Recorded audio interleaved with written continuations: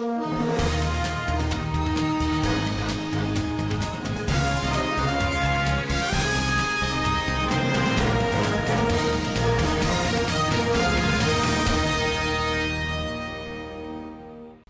viewers, welcome to Standard Voice Television News Update. I am Samira Ibrahim.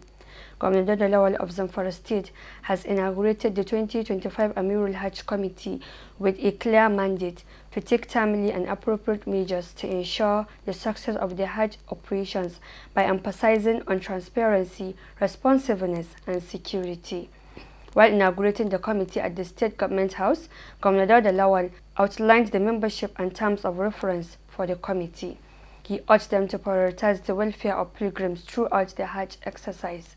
Dr. Dauda Lawal stated that the committee is tasked to providing strategic coordination for all subcommittees that may be constituted, ensuring cohesion and synergy in the execution of Hajj-related responsibilities.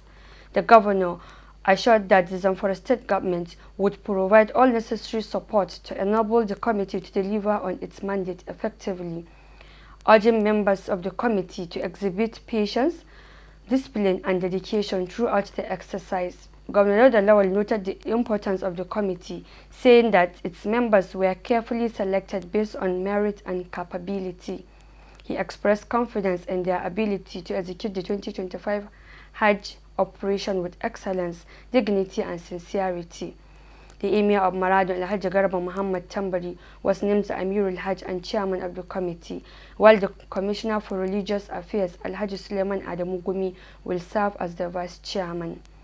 Other members include the Executive Secretary of the Zakat and Endowment Board, Habibu Balarabi, who will serve as the secretary, and the special advisor to the governor on religious matters, Sheikh Bello Al-Mufti, along with 6 others as members.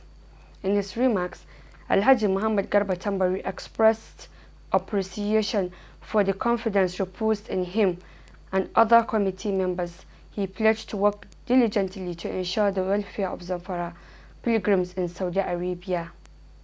Troops of Operation Haɗin Kai have intensified their onslaught against terrorist elements in Borno State, neutralizing 7 ISWAP fighters, dismantling multiple insurgent camps in Kondoga, and uncovering a fuel smuggling syndicate supplying Boko Haram terrorists in Maiduguri. According to intelligence sources who spoke to Newsman, the coordinated operations were conducted on May 5th as part of the ongoing effort to disrupt terrorist networks, logistics routes, and collaborators aiding insurgents in Northeast. In Kondoga local government area, troops of the 7th Division Garrison, supported by Civilian Joint Task Force and hybrid forces, launched a massive clearance operation across Ajilari Cross, Bimin, Duwari, Katapila, Jiria, Kongoloria, Isari, and Karatari villages, suspected terrorist enclaves.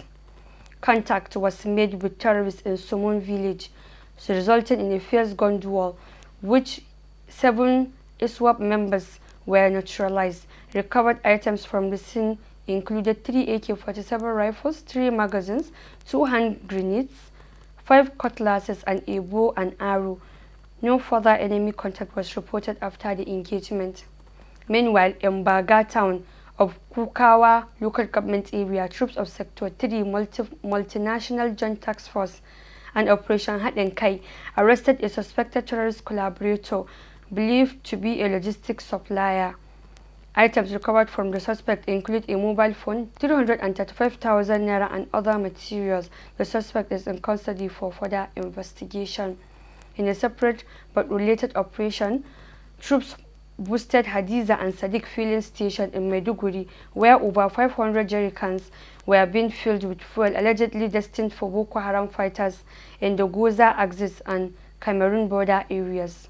Security officials described the act as a treason and accused the station operators of economic sabotage and complicity in terrorism. The military has pledged to intensify surveillance on fuel distribution chains and ensure all collaborators and accomplices face the full wrath of the law as the fight against terrorism enters a more aggressive phase. A security expert in Zamfara State, Bello Soja Bakyasuwa has advised the Minister of State for Defense, Honorable Dr. Bello Muhammad Matawallan Maradin, to resign honorably following his failure to address the deteriorating security challenges in Zamfara State in particular and Northwest region in general. Bakyasuwa, who is a retired military officer and former commandant Zamfara State Anti-Thuggery Agency, is also a chieftain of the All Progressives Congress, an indigene of Maradi local government area where the minister comes from. Bakyasuwa also served as Director Security Matters under Zamfara State Government. Speaking to newsmen on Wednesday, Bakyasuwa describes Matawalle's ministerial operation as a waste to the people of Zamfara State in particular and Northwest region in general.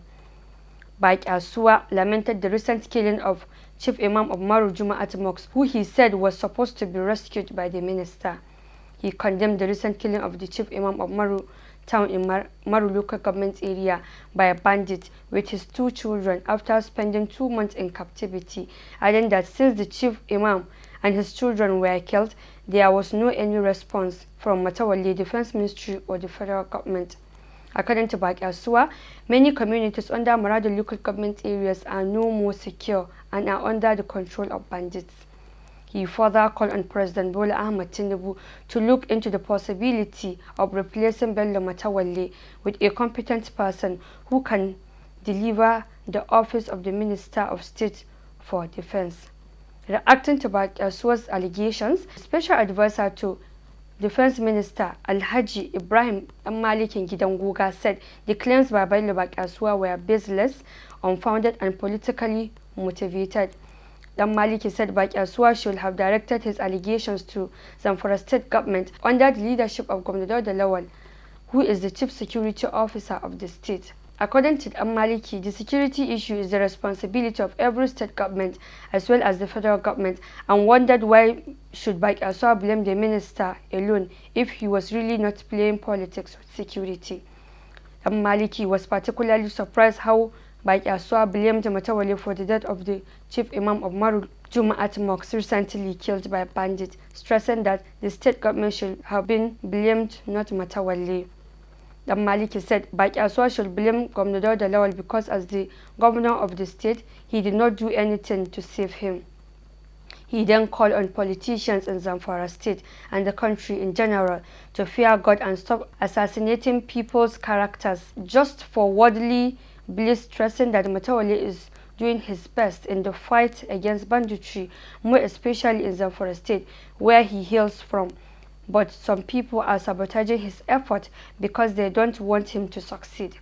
Maliki also reminded people to know that Matawalle is the only defense minister and can never succeed in the fight against banditry if the stakeholders like the governors do not give him their maximum support and cooperation, adding that the Zamfara State Governor, Dr. Dauda Lawal, has vehemently refused to cooperate with the Honorable Minister simply because of their political differences.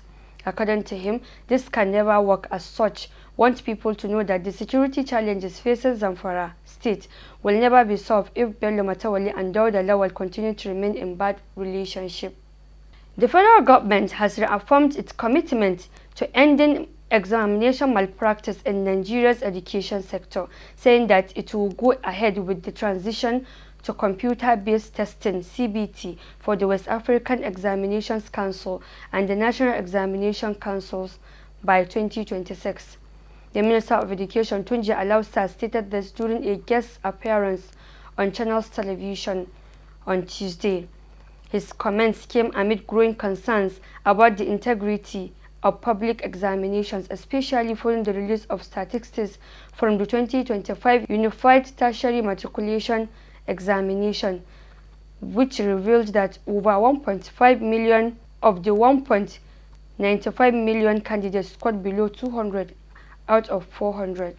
Responding to questions about the UTME result and what they indicate about learning outcome at the senior secondary school level, Alausa said, "That's a big concern and it's a reflection of exams being done the proper way." The minister revealed that the government had conducted a comprehensive review of the country's examination system shortly after he assumed office. He further announced that WAEC and NECO would begin migrating their examinations to CBT from November 2025, starting with objective papers, with full implementation covering essay components by May-June 2026. He stressed that examination malpractice not only undermines merit but also discourages diligent students. When asked whether the poor performance of students was due more to weak enforcement or a genuine decline in learning, Alausa acknowledged both factors but emphasized the systematic issue of widespread malpractice. The minister confirmed that extensive consultations had already been held with the leadership of WAEC and NECO, the National Business and Technical Examinations Board (NAPTEP), and the National Board for Arabic and Islamic Studies. In April, the federal government formally directed WAEC and NECO to fully adopt CBT for all examinations by 2026.